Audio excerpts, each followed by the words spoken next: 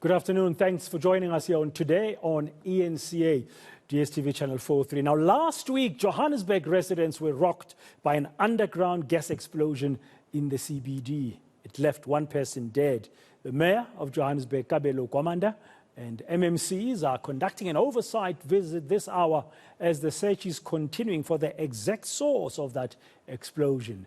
eNCA reporter Silindelo Masikane is downtown along Bree Street with the delegation there as we join her now to find out who's there and what's been happening. Silindelo Masikane, good afternoon. Good afternoon, Pradan. So what's happening there now? Well, at this point, from what you can see in front of you, we do have a delegation from the city of Johannesburg, comprising, of course, of the mayor, Kabelo Gwamanda. He's joined by members of the mayoral committee, as well as the city manager, as well as members of the joint operations committee, who have undertaken an oversight visit to Lillian Goy Street, obviously popularly known as Bree Street, where that gas explosion took place last week. A number of people have been injured. We know that one death has been recorded, and as you can see from the visuals in front of you, that that particular gas explosion has left a trail of destruction here in the Johannesburg CBD. We do know that in particular the electricity here on this particular road, as well as adjacent roads, is not operational. So electricity supply has been affected, and of course the entire road has been cordoned off, and you can see that we have a number of firefighters as well as police officers and Metro Police officers who are on the scene. Now, what we are expecting, Pradan, is to get some kind of a briefing from the mayor in terms of what is going to happen next. You can see also in front of you that we do have people who are already starting to try and reconstruct or try and fix some of the damage here on the road. To my left, in fact, I think we can expect to get a better idea as to perhaps some of the entities that will be briefing the mayor in terms of this gas explosion. I see a van with the name Joburg Gas that is situated on site, and in fact some of the engineers and officials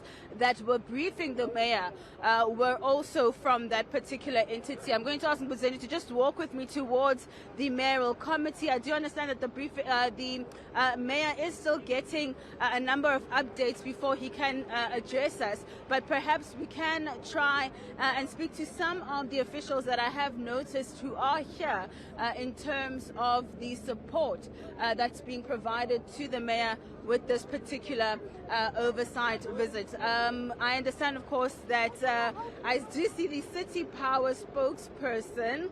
I don't know if you will just give me an opportunity. You're live on eNCA. Isaac, thank you so much for your time.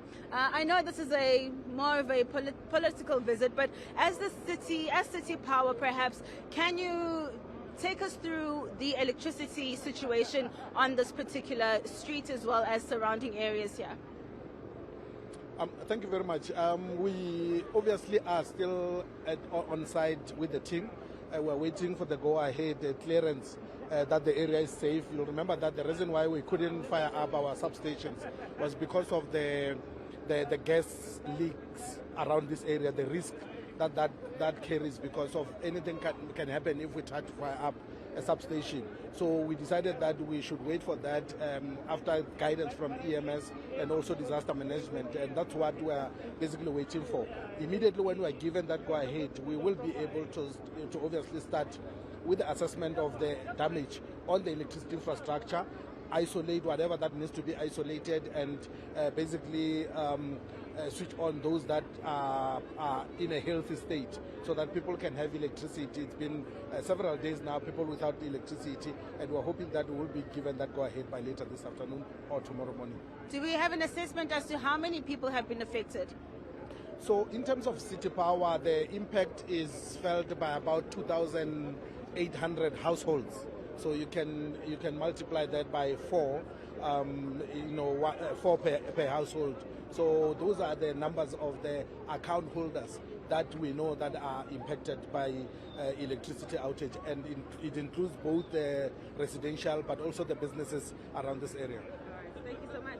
Thank you. All right, that is Isaac Mangena from City Power. I do see the mayor who is moving towards what looks like the other end of Bree Street. I'm going to ask Mbudzeni to just give you a visual, and we will try and doorstop him, Bradan. But at this point, from what you've heard, more than 2,000 people affected by the power outage, which is a subsequent consequence of this gas explosion.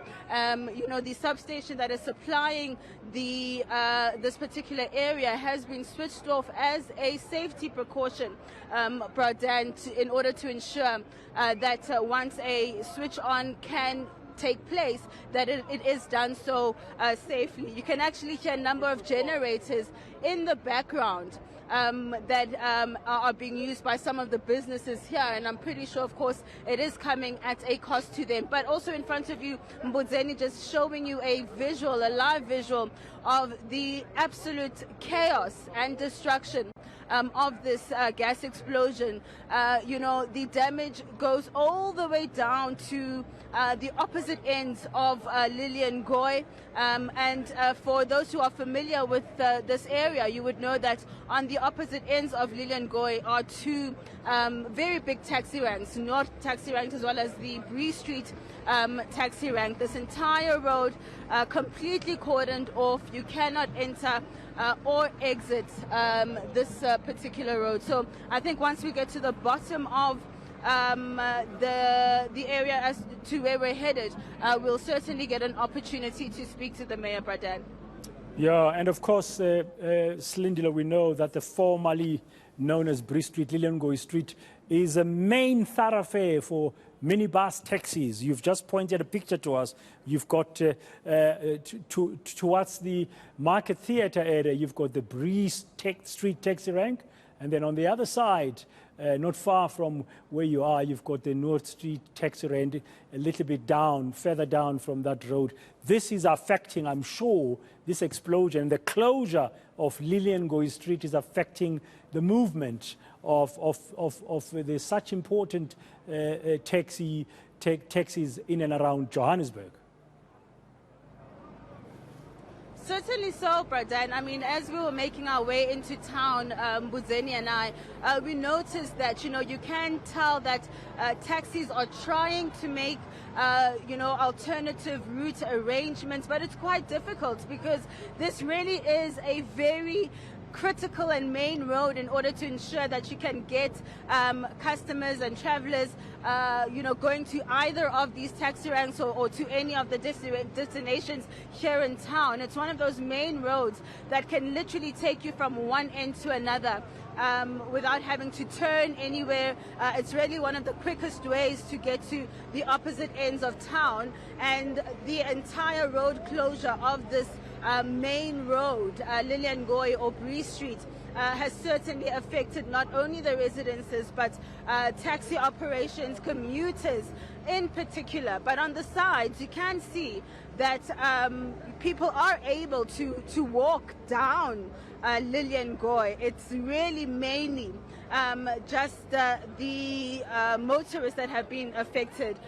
Just trying to get a sense as to if I can speak to the mayor right now while we go live, but I'm being told that we will do it once we get to the bottom of the road, Bradan. But like you heard from City Power officials, and I think we are, of course, expecting to hear from the MMCs of transport as well, to see exactly what are the timelines in terms of when we can expect repairs to be taking place. How long is this road going to remain closed, and when exactly, or who exactly, should I say, is going to be held responsible for what has taken place here? Yeah, and the repair work, I guess, would have to involve the JRA. That's the Joburg Roads Agency, and as you've said, Silindelo, they are present. Okay, we'll let you continue there on that walk along the damaged terribly damaged Lineal Ngoyi Street, previously known as Bree Street, one of Joburg CBD's main thoroughfares for the minibus taxi industry, moving from one end to the other. That's the damage that's been done last week. We'll go back to that briefing as soon as it starts, involving Kabelo Gwamanda, who's the mayor of Johannesburg, and a number of other city officials. Thank you very much, Silindelo Masikane. At the top